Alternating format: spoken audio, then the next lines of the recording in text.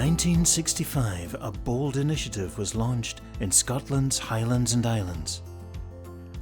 A development board to address historic inequalities, reverse chronic population loss, and lay the foundations for economic growth.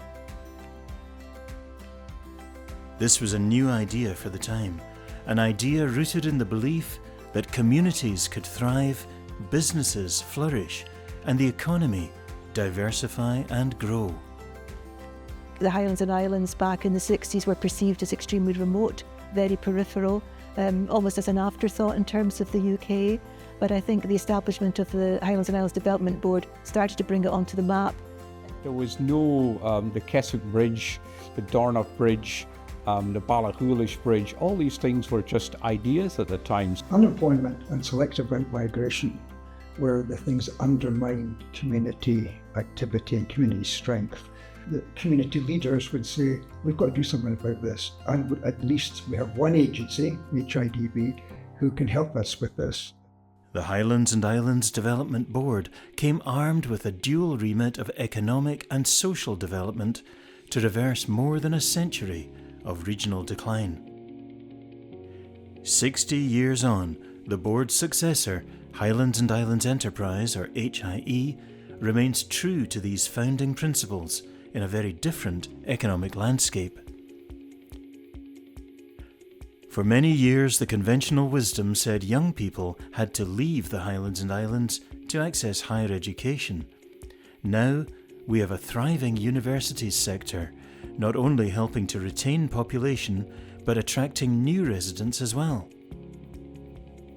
A clean energy revolution is underway, driven by innovation on land and sea, and placing the Highlands and Islands at the forefront of Scotland's net zero future. For over 60 years, the Highlands and Islands have led the clean energy transformation, and HIE has played a central role in that. From hydro to community energy, on and offshore wind, wave and tidal energy, our region has continued to pioneer new approaches. Today we're seeing the region continue to drive innovation in wave and tidal energy, pump storage, hydro and offshore wind. We're ensuring the Highlands and Islands remain at the forefront of the transition to net zero. With an estimated £100 billion worth of transformational projects anticipated, the Highlands and Islands will play a central role in Scotland's economic growth over the next 15 years. Much of that growth will come from sectors that had no presence in the region 60 years ago. Not only renewable energy, but life sciences, space, and the blue economy. And it's not all about multi-million pound investments.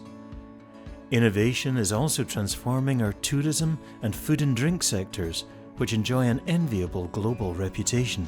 So if we're going back something like 30 years ago in terms of Scottish tourism and Highlands and Islands tourism, I think the main priority at that point in time would have been more. We would have talked about more. We need more visitors, we need more volume, but definitely the priorities have changed.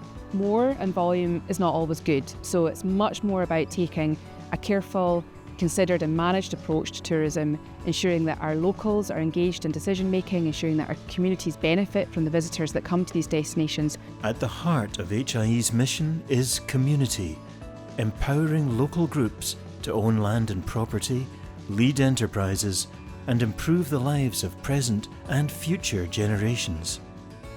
Across the mainland and all of our inhabited islands, HIE has worked with communities to build resilient, inclusive places where opportunity belongs to everyone.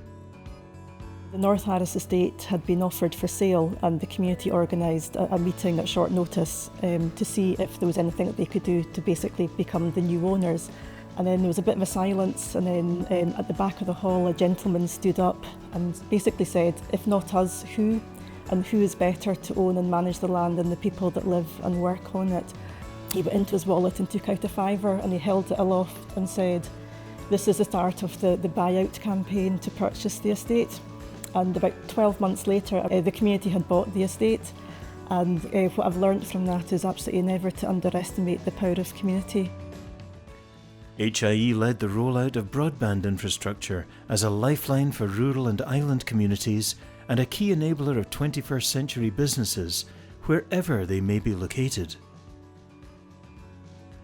That's not to say we no longer face challenges. Population growth, greater housing provision, and improvements to transport infrastructure and services are essential to fulfil the promise of our current opportunities. I remember Bob Grieve, he was the first chairman of HIDB, and he said that we should be judged on what we're doing in the smaller, most difficult places. So it's balancing the big projects, the Sumitomos, with the small things we do in places like Tiree. That's what makes this job such a special one, and HIE a special organisation.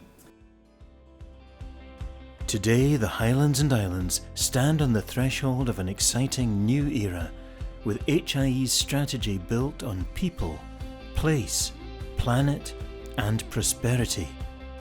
The coming years will see the agency work with businesses, communities, and partner organisations to unlock the benefits from once-in-a-generation opportunities, from green hydrogen to marine biotechnology, from creative industries to life sciences, from offshore wind to space. We've come a long way since 1965, and as we look ahead another 60 years, one thing is certain: the ambition, enterprise, and can-do attitude that characterise the people of the Highlands and Islands are as strong now as they have ever been.